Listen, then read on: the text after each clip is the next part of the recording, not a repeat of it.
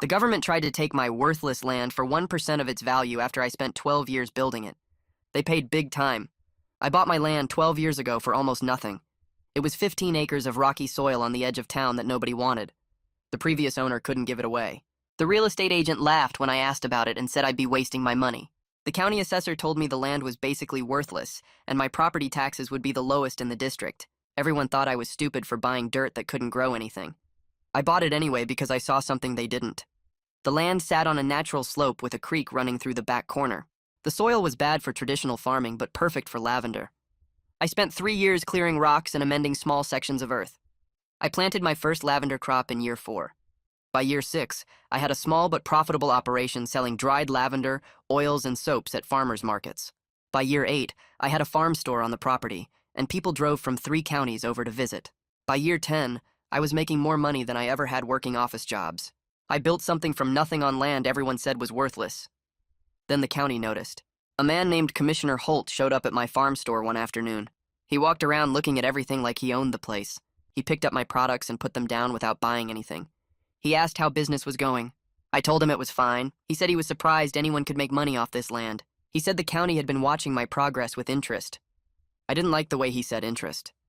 2 weeks later, I got a letter saying the county was reviewing property lines in my area. They claimed there might be errors in the original survey from decades ago. They said my property might actually be smaller than the deed indicated. They said some of my land might technically belong to the county. I called the assessor's office and asked what was going on. A woman told me these reviews happen sometimes and I shouldn't worry.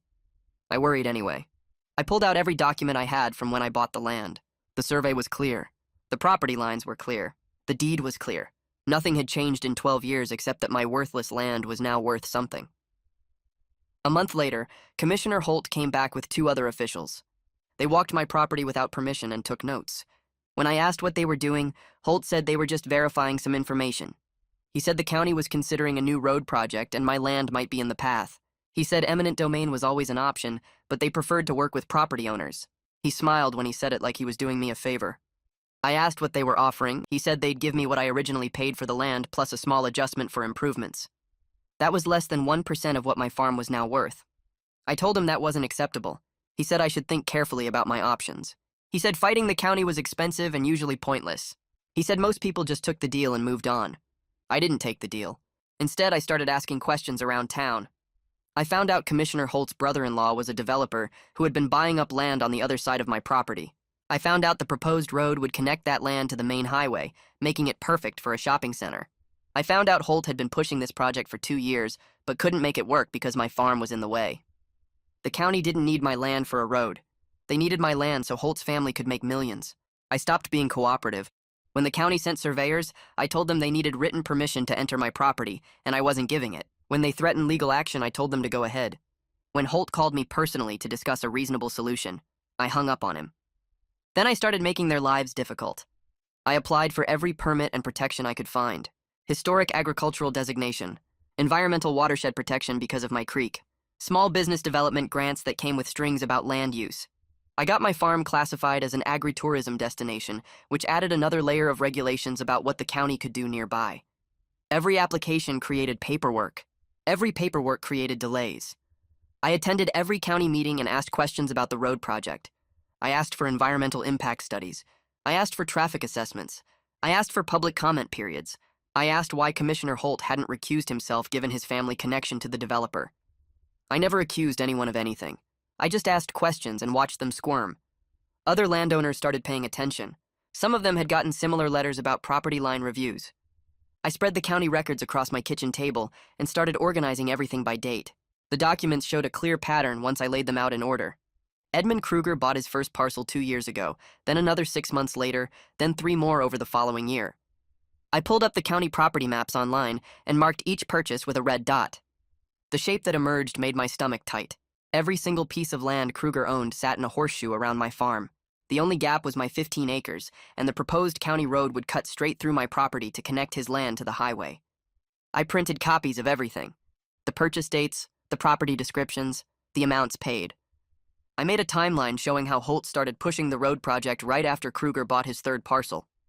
I documented every visit Holt made to my farm, every letter the county sent, every thread about property lines and surveys. The file grew thick with evidence that this wasn't about public need. This was about making Kruger's worthless land valuable by stealing mine. The next county commission meeting happened on a Tuesday night. I sat in the back row of the meeting room with my folder on my lap. About 30 people showed up, mostly contractors hoping to bid on county projects. Holt sat at the front table with 4 other commissioners, looking bored while they discussed sewer system upgrades. I waited through 40 minutes of routine business until they opened the floor for public comments. I stood up and walked to the microphone at the front of the room. Holt's eyes narrowed when he saw me. I asked why he hadn't recused himself from the road project, given that his brother-in-law owned all the land that would benefit from it. The room went quiet. Holt's face turned dark red, and he leaned forward in his chair. He said there was no conflict of interest and I was making false accusations. I didn't argue with him. I just asked if Edmund Kruger was or wasn't his brother-in-law, and whether Kruger did or didn't own the parcels surrounding my farm. Holt said family relationships didn't create conflicts, and the road served public transportation needs. The other commissioners shifted in their seats and exchanged looks. One woman commissioner asked Holt if he had disclosed the family connection when the project was proposed. Holt said it wasn't relevant and changed the subject back to the sewer discussion. I sat down knowing I'd made my point in a public forum that would be in the official meeting minutes. 2 days later, my phone rang while I was restocking shelves in the farm store. A woman's voice asked if I was the person who spoke at the commission meeting. I said yes and asked who was calling. She said her name was Nora Lyons, and she lived 3 miles east of my property. She got a letter last month saying the county was reviewing her property lines and might have found survey errors. The letter used almost the same language as mine. She attended Tuesday's meeting after seeing the agenda included discussion of the road project. When I asked about Holt not recusing himself, she recognized the same pressure tactics the county used on her family. We agreed to meet at her place the next morning to compare what the county had sent us. Nora's land was smaller than mine, only 8 acres, but she ran a successful tree nursery selling native plants. We sat at her kitchen table and laid out our letters side by side. The wording was nearly identical. Both mentioned possible survey errors. Both suggested our property might be smaller than our deeds indicated. Both came from the same office in the county administration building. Nora said a county official visited her property 2 weeks ago and walked around taking notes without permission. He told her the county might need an easement for utility access. She asked around town after getting suspicious about the timing. 4 other landowners told her they'd received similar letters or visits in the past 6 months. All of them owned property that would affect Kruger's development plans if the road went through. One family owned land where the road would need to curve. Another owned the parcel where the road would connect to the existing highway. We realized Holt wasn't just targeting me. He was running a systematic campaign against everyone who stood in the way of his brother-in-law's project. 3 weeks after my conversation with Nora, a certified letter arrived at my farm. The county filed formal eminent domain proceedings against my property. The legal language claimed urgent public need for transportation infrastructure to serve growing community requirements. They cited traffic studies and economic development projections. The notice gave me 30 days to respond, or the county would move forward with seizure and compensation based on their assessment. I read through the documents twice, feeling the situation shift from harassment to real legal threat. This wasn't Holt making threats anymore. This was official court action that could actually take my land. I knew I needed a lawyer who specialized in fighting eminent domain abuse, not just someone who handled general property cases. I started searching online for attorneys who'd won against counties trying to abuse their power. I found Rajesh Norwood's name on a property rights advocacy website. His profile said he'd handled 3 cases where counties attempted eminent domain seizures for private development projects. He won 2 of those cases and got a major settlement in the 3rd. I called his office and got through to him the same day. He asked me to explain the situation from the beginning. I told him about the 12 years building my farm, Holt's visits, the insulting offer, the family connection to Kruger, and now the formal proceedings. He asked specific questions about my creek and the watershed. When I mentioned I had environmental protection designation for the creek, he got quiet for a moment. Then he said the county's environmental impact study was suspiciously brief for a project that would affect a protected watershed. He asked me to send him everything I had about the creek, the watershed boundaries, and any documentation of the environmental protections I'd secured. He also wanted copies of all my permits, the property survey, and every communication from the county. Rajesh spent 2 weeks reviewing everything I sent him. Then he called and said he was ready to file our response. He would challenge the eminent domain on 3 main grounds. First, insufficient documentation of genuine public need since the road primarily benefited private development. Second, incomplete environmental review that ignored the watershed impacts.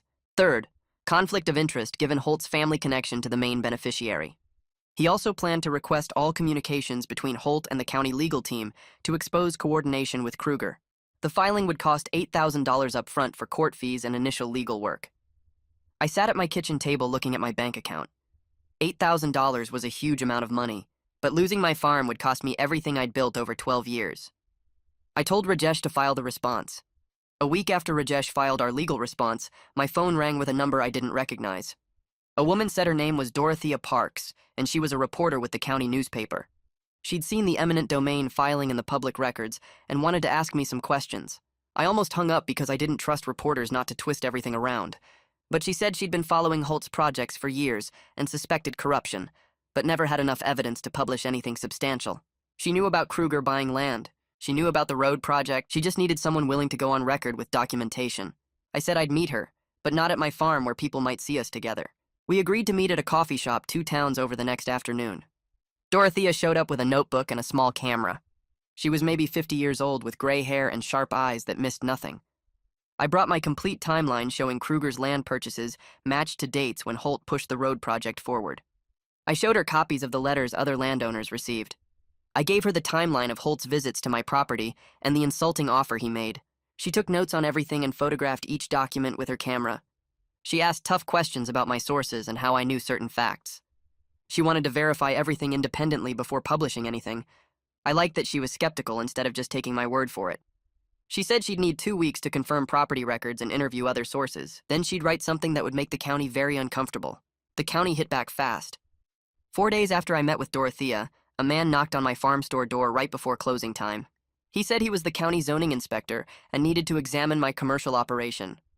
I asked what this was about. He said they'd received a complaint that my farm store violated commercial use restrictions for agricultural land. I pulled out my agritourism permit and my business license. Both documents clearly showed I was operating legally within the permitted scope. He looked at the papers and said he'd still need to review whether my operation exceeded the permitted scale. He walked around the store counting shelves and measuring square footage. He asked how many customers I got per day and whether I employed anyone. I answered his questions while knowing exactly what this was. This was harassment designed to create expensive problems while the eminent domain case moved through the courts. This was Holt trying to pressure me from multiple directions at once. The inspector said he'd file his report within 30 days, and I might need to apply for additional permits or scale back my operation. I watched him leave and added his visit to the growing file of county abuse I was documenting for Rajesh and Dorothea. I started making calls the next day. Rajesh picked up on the second ring and listened while I explained the zoning inspector's visit. He asked me to send photos of my permits and business license, which I did within the hour. 3 days later, he filed a motion to dismiss the county's eminent domain case entirely. The motion argued the county failed to show genuine public need and skipped required environmental studies for my creek. Rajesh included statements from 2 environmental experts who reviewed my property and said the watershed was more important than the county admitted. He told me we wouldn't get a hearing for 6 weeks, but at least we were attacking instead of just defending. The motion cost another $4,000, which hurt my bank account, but I paid it because doing nothing would cost me everything. I called Nora and the other landowners I'd met and invited them to my farm store for a meeting. 7 people showed up on a Tuesday evening after I closed. We sat around the store talking about what the county had done to each of us. Everyone had similar stories of letters, threats, and pressure. A man named Tom said the county told him his barn violated setback rules even though it had been there for 30 years.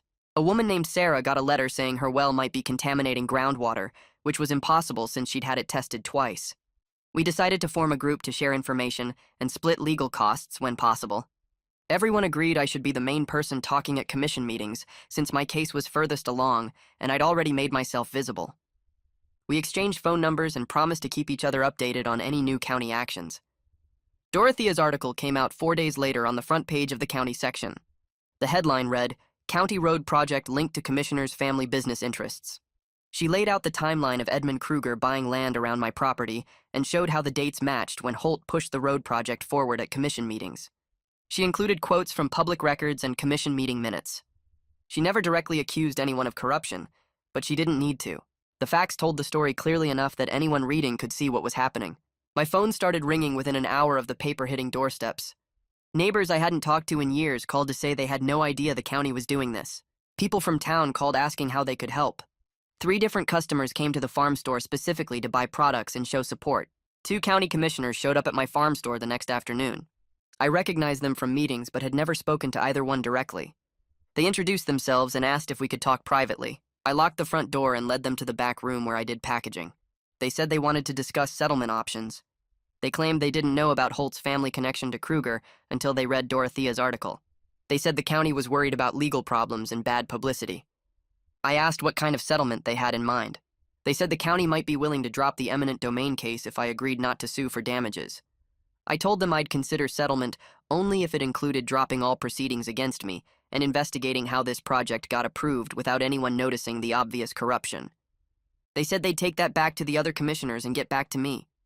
Holt showed up at my farm 3 days later while I was working in the lavender fields. I heard a car door slam and looked up to see him walking toward me. His face was red and he was moving fast. He started yelling before he got within 10 feet of me. He said I was making a huge mistake by fighting the county and talking to reporters. He said I was causing problems for important projects that would help the whole community. He said accidents happen on farms all the time, and it would be a real shame if something happened to my business or my property. I pulled my phone out of my pocket and started recording. I told him he was threatening me, and he needed to leave my property immediately. He kept talking, saying I didn't understand how things worked, and I was going to regret not taking the original deal. I told him again to leave and said I was calling the police if he didn't go. He finally turned around and walked back to his car, but he pointed at me before getting in and said this wasn't over. I drove to the sheriff's office within the hour. A deputy named Anderson took my statement and listened to the recording on my phone. He made notes and asked specific questions about what Holt said and when he said it. He told me he'd forward everything to the district attorney and suggested I file for a restraining order. I called Rajesh from the parking lot and told him what happened. He said to send him the recording immediately, and he'd file for the restraining order that afternoon. He also said he'd add the threat to our eminent domain defense as proof that Holt had personal motivation instead of public interest. The recording showed Holt was trying to intimidate me into giving up, which proved the county's case wasn't really about transportation needs. Rajesh called me 2 weeks later with unexpected news. The State Environmental Protection Agency contacted him, saying they got an anonymous complaint about the county's incomplete impact study for the road project. The state was opening an investigation into whether the county followed proper procedures before filing eminent domain. Rajesh said he suspected one of the sympathetic county commissioners made the complaint, but we weren't going to ask questions since it helped our case. The state investigation would take at least 2 months, which meant more delays for the county's plans. Every delay gave me more time to build my defense and gave Dorothea more time to dig into Holt's other projects.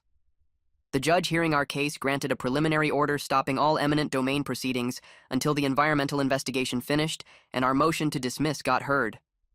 Rajesh explained it wasn't a final victory, but it meant the county couldn't force anything while the case was pending.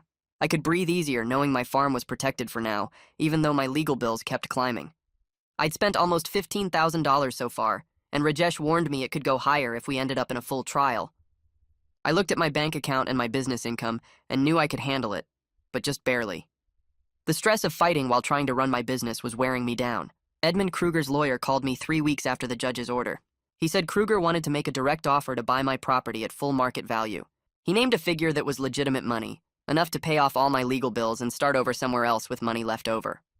The lawyer said Kruger respected what I'd built and wanted to make this right by offering fair compensation. I told him I needed time to think about it. I spent 2 days walking my fields and sitting in my farm store trying to decide what to do. The money was real and the fight was exhausting. I could take the offer and walk away clean without more legal bills or stress. I called Nora and asked if we could meet. We sat at my kitchen table and I told her about Kruger's offer.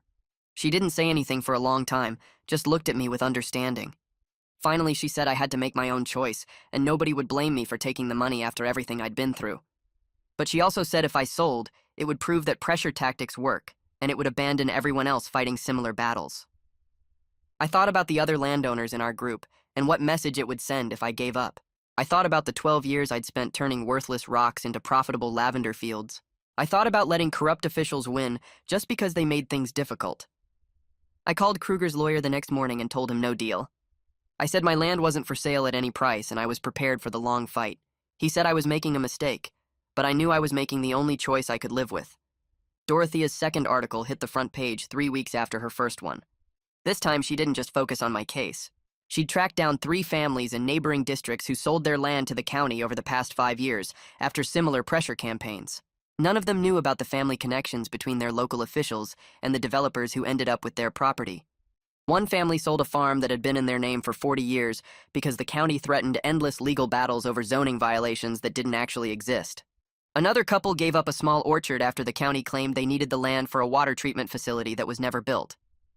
The third family lost their home to eminent domain for a park that turned into a strip mall 6 months later. Dorothea laid out the pattern in clear language that anyone could understand. She showed how the same tactics worked in each case. Pressure through official letters, threats of expensive legal fights, lowball offers that didn't reflect actual value. Officials who failed to disclose family business relationships. The article included photos of the families and their former properties. It showed documents proving the connections between county officials and developers. It made the corruption impossible to ignore or explain away as coincidence. My phone started ringing before I finished reading the article. Nora called first, asking if I'd seen it. 2 other coalition members called within minutes. A reporter from the state capital's newspaper called wanting to interview me about the broader pattern. The county's lawyer called Rajesh demanding a retraction, which told me they were scared about how bad this looked. The article changed everything because it proved this wasn't just about my farm or my fight with the county.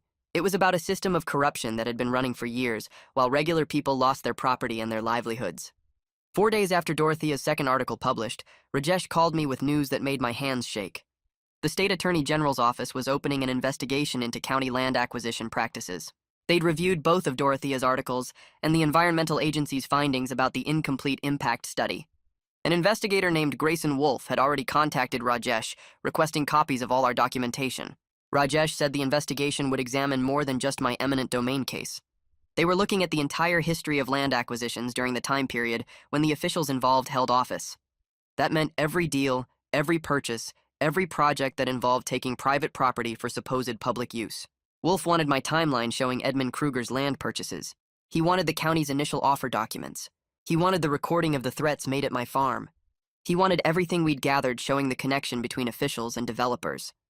Rajesh spent 2 days organizing files and making copies of everything. He said state investigations like this usually took months, but the Attorney General's office seemed motivated to move quickly given the media attention. The investigation gave us leverage in our legal case because it raised serious questions about whether the county had legitimate authority to proceed with eminent domain. More importantly, it meant people with real power were finally paying attention to what had been happening in our county for years. The county commission called an emergency meeting 6 days after the state investigation was announced. I sat in the public gallery with Nora and 3 other coalition members.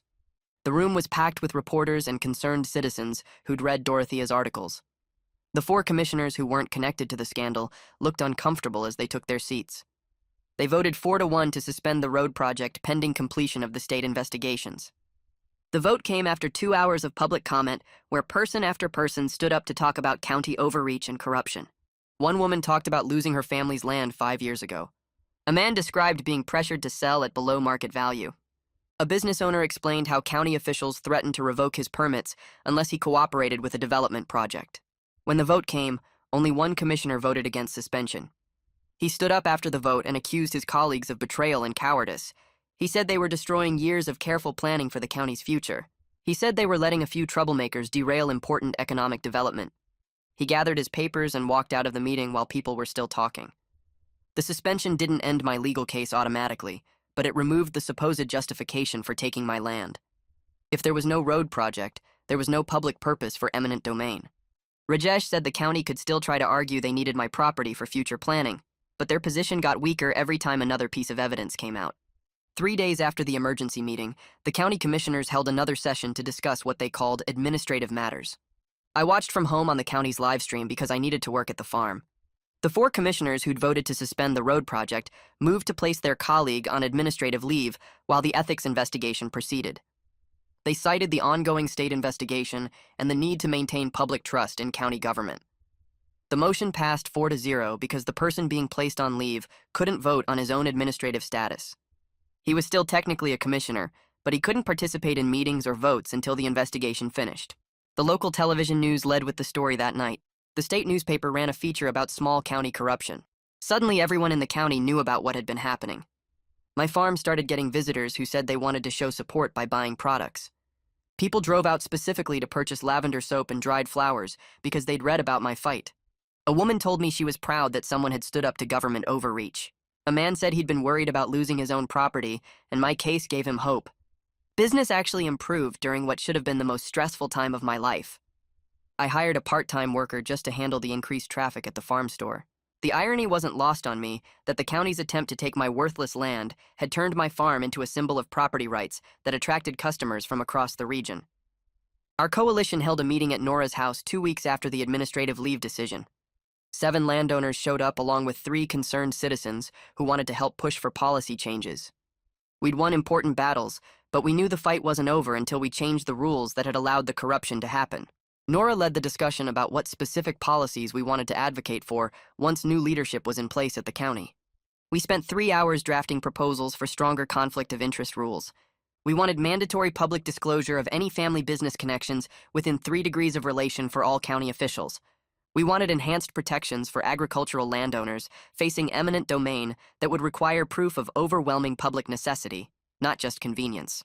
We wanted independent review of all major land acquisition projects before any official proceedings could start. We wanted penalties for officials who abused their positions for private gain.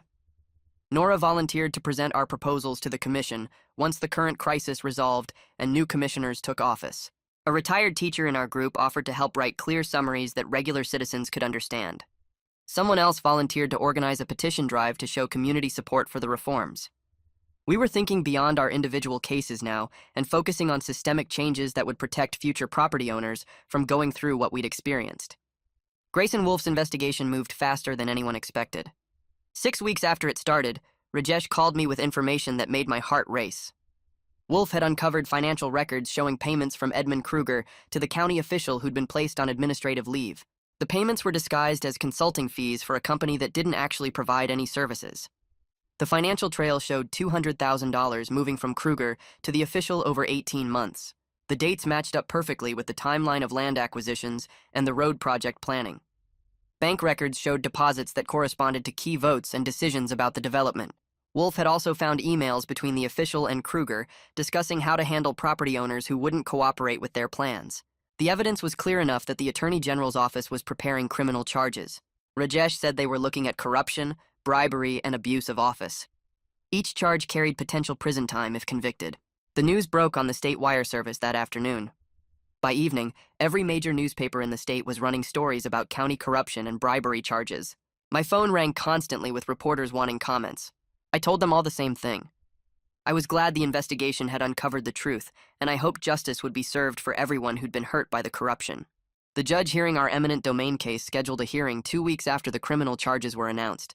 Rajesh and I sat at our table, while the county's lawyer stood up to explain why they were withdrawing their case entirely. The lawyer said the county no longer wished to pursue eminent domain, given the changed circumstances and ongoing investigations. He said they recognized the project lacked sufficient public purpose justification. He said the county wanted to resolve all outstanding matters and move forward with clean governance. The judge asked if I agreed to the dismissal. Rajesh stood up and said we did, with the understanding that the dismissal was with prejudice, meaning the county couldn't refile the same claim later. The judge ruled that the county had failed to demonstrate legitimate public purpose and noted the ongoing criminal investigation into the project's origins. He dismissed the case entirely and wished me well with my farm. Rajesh shook my hand as we left the courtroom. I felt 12 years of anxiety lift off my shoulders in that moment. The land I'd built from nothing was officially mine without any government claims against it. Nobody could take my farm anymore. Nobody could pressure me into selling. Nobody could threaten me with legal battles. I owned my 15 acres free and clear, and I'd fought off one of the most powerful forces a citizen can face. I drove back to my farm and walked through my lavender fields feeling lighter than I had in years. The county's new interim leadership reached out through Rajesh 3 days after the case dismissal. They wanted to meet about settling any potential civil claims I might have against the county for the harassment and legal expenses I'd endured. Rajesh and I met with 2 commissioners and the county's new lawyer at a conference room in the courthouse. They started by formally apologizing for what had happened. They said the previous administration had violated public trust and my property rights. They said the county wanted to make things right and rebuild credibility with citizens. They offered to cover my legal fees as part of a settlement agreement. Rajesh had prepared an accounting showing I'd spent $32,000 defending my property. The county agreed to pay the full amount without negotiation. They also agreed to issue a public statement acknowledging that the eminent domain action had been improper and that I'd been right to challenge it. I accepted the settlement because the money would remove the financial burden that had been crushing me for months. I also accepted because I wanted to give the new county leadership a chance to prove they were different from what came before.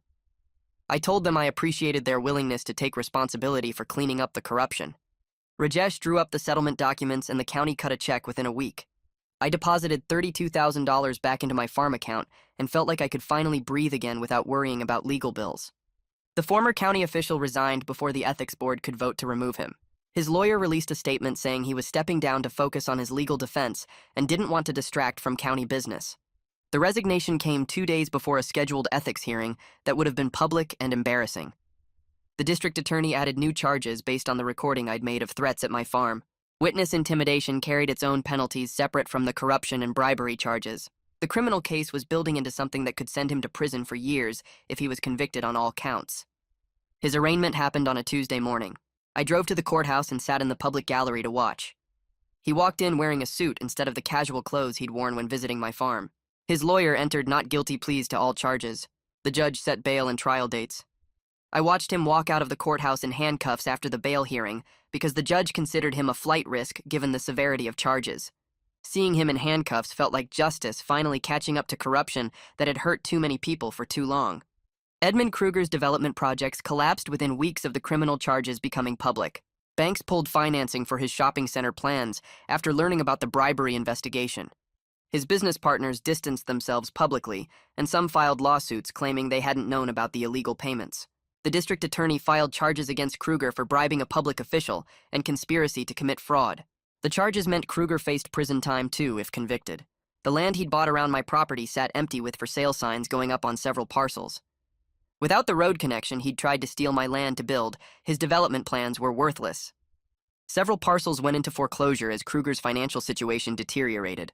I drove past his empty land one afternoon and noticed how similar it looked to what my property had been 12 years ago. Rocky soil that nobody wanted. The difference was that I'd built something valuable through honest work while he'd tried to profit through corruption. His shortcuts had caught up with him, and now his supposedly valuable development land was worth almost nothing without the infrastructure he'd planned to force through using his family connections. The county commission meeting room filled up fast the night we presented our policy proposals. Nora stood at the front with our coalition's recommendations printed and organized in folders for each commissioner. She walked them through the conflict of interest requirements we wanted, explaining how commissioners should have to step back from votes when family members stood to make money from county decisions. The new commissioners listened and took notes. One asked questions about how other counties handled similar rules. Another wanted to know if 3 degrees of relation was standard or if we should expand it further. We spent 2 hours going through every detail of our proposals, answering concerns and explaining why each protection mattered. The commission voted unanimously to adopt the new ordinances requiring recusal for family financial interests and strengthening agricultural land protections against eminent domain. They added language requiring documented public necessity that went beyond just claiming a project served the public good. The rules weren't perfect, and lawyers would probably find ways around some provisions, but they created real barriers that would make another situation like mine much harder to pull off. I watched the commissioners sign the ordinance and felt like we'd built something that would outlast our individual cases. 3 months after the judge dismissed the eminent domain case against my farm, I got a call from a state legislator's office asking if I would testify about eminent domain reform. The legislature was taking up a bill that would change how counties could use eminent domain across the entire state. Dorothea's articles had gotten attention at the state level, and lawmakers wanted to hear directly from someone who'd fought off an abuse case. I drove to the state capitol on a Tuesday morning with Nora riding along for support. The Capitol building was bigger than I expected, with marble floors and high ceilings that made me feel small. We found the right committee room and sat in the public gallery waiting for our turn to speak. When they called my name, I walked to the witness table and sat down facing a panel of legislators. I told them about buying worthless land 12 years ago and building a profitable farm through honest work. I explained how the county tried to take it for 1% of its value so a commissioner's family member could make millions. I described the legal fight and the stress of not knowing if I'd lose everything I'd built. Nora testified after me, talking about how the coalition formed and how many families faced similar pressure. The legislators asked questions about what protections would have helped us and what penalties would actually deter corrupt officials. The bill they were considering included stronger requirements for proving public necessity and real consequences for officials who abused eminent domain for private gain. It wasn't everything we wanted, but it was significant progress toward making the system fairer.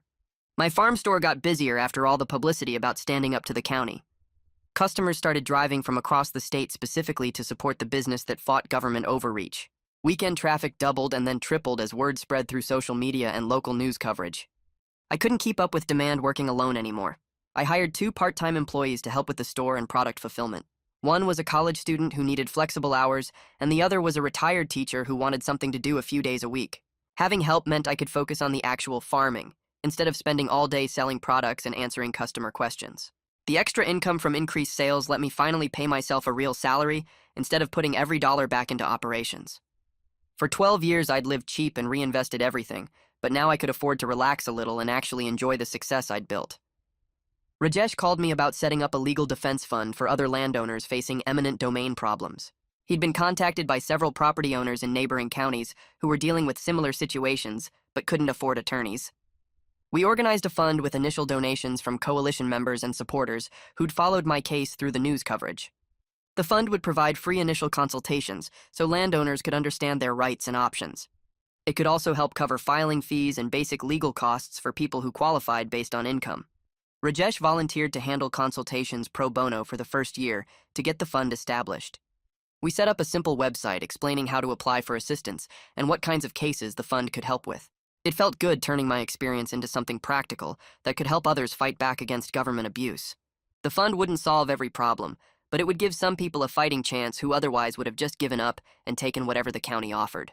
Dorothea won the State Journalism Award for her investigation into county corruption. The award ceremony happened at a hotel conference center with reporters and editors from newspapers across the state.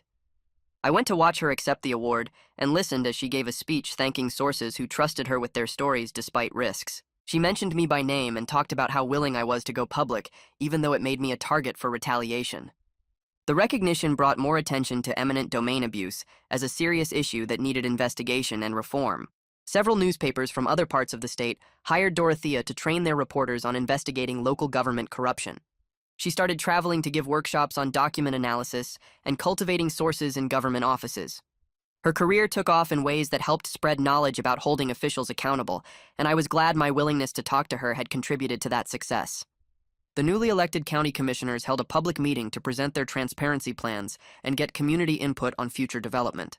They invited me to speak about protecting agricultural landowners and respecting property rights. I kept my remarks short, maybe 5 minutes total. I talked about how government power should serve citizens instead of enriching officials and their families. I emphasized that development could happen without trampling on people who'd invested years building legitimate businesses on land they owned legally. The commissioners seemed genuinely interested in doing better than their predecessors, and the public meeting format was already an improvement over how things used to work. People could ask questions and raise concerns without feeling like they'd be targeted for speaking up. The new leadership wasn't perfect, but they were making real efforts to rebuild trust that had been destroyed by years of corruption. I expanded my farm by planting 3 more acres of lavender in the spring. The expansion had been impossible before because every spare dollar went to legal defense, but now I had confidence the county wouldn't try stealing my land again. I also added a small event space for weddings and private gatherings, converting an old equipment shed into a rustic venue with string lights and wooden benches. The event space opened up a new revenue stream and brought more visitors to the farm, who then bought products from the store. I hired Nora's daughter for seasonal work during the busy summer months when lavender was in full bloom. 2 other coalition members had family who needed part-time jobs, so I brought them on for harvest help. Having a crew meant I could handle the expanded operations without killing myself working 16-hour days. The farm was growing into something bigger than I'd originally imagined, and it felt amazing to build that growth on a foundation that was finally secure. The trial for Holt ended with convictions on 4 corruption charges. The jury deliberated for less than a day before finding him guilty of bribery, abuse of office, conspiracy, and witness intimidation. The judge sentenced him to 3 years in federal prison, plus restitution of the $200,000 he'd taken from Edmund. Edmund pleaded guilty to his own charges and got 18 months plus a $50,000 fine. Watching both of them face real consequences felt like the system actually worked for once.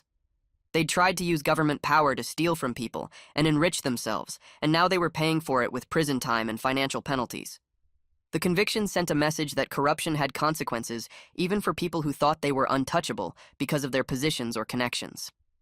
The coalition celebrated our first anniversary with a community event at my farm. We invited everyone who'd supported us through the fight, from coalition members to people who just showed up at commission meetings or shared articles online. Over 200 people came for lavender picking, live music from a local band, and a potluck dinner where everyone brought dishes to share. Kids ran through the fields while adults talked and laughed and swapped stories about the crazy year we'd all been through. Nora gave a speech thanking everyone for standing together when it would have been easier to just accept what the county wanted. She talked about how we'd proven that ordinary people could fight corruption and win if they organized and refused to back down. I looked around at all the people gathered on my farm and realized we'd built something bigger than just defending individual properties. We'd created a community of people who understood the importance of standing up for what was right, even when it was hard. Property rights organizations from 3 other states contacted me asking if I'd speak at conferences about our successful fight. They wanted me to share strategies for organizing against eminent domain abuse and standing up to corrupt local officials. I agreed to do the speaking engagements even though they didn't pay much beyond covering travel costs. The knowledge we'd gained fighting the county could help other landowners in similar situations, and spreading that information felt important. I prepared a presentation walking through everything from initial documentation to building coalitions to working with media and pursuing policy changes. The first conference was in a neighboring state where several counties had ongoing eminent domain disputes. I told our story to a room full of property owners and activists who were dealing with their own versions of what I'd been through. After the presentation, people came up asking specific questions about legal strategies and organizing tactics. Sharing what we learned felt like extending the impact of our fight beyond just our county and helping create a broader movement for property rights and government accountability. Dorothea called me about doing a follow-up article marking 1 year since her first investigation broke the corruption story. She wanted to document what changed after everything came to light. I agreed and spent an afternoon showing her around the farm while we talked about the new county policies. She interviewed Nora about how the stronger conflict of interest rules were working and spoke with 3 other coalition members about their experiences with the reformed commission process. Dorothea also profiled the Legal Defense Fund and how it was helping landowners who couldn't afford attorneys when counties tried questionable land grabs. The article ran on the front page again with photos of my lavender fields and quotes from coalition members. She ended it with something I told her about how standing up for yourself can change entire systems instead of just fixing individual problems. The piece got shared widely online and brought more attention to property rights issues across the state. The state legislature passed the eminent domain reform bill 3 weeks later with votes from both parties.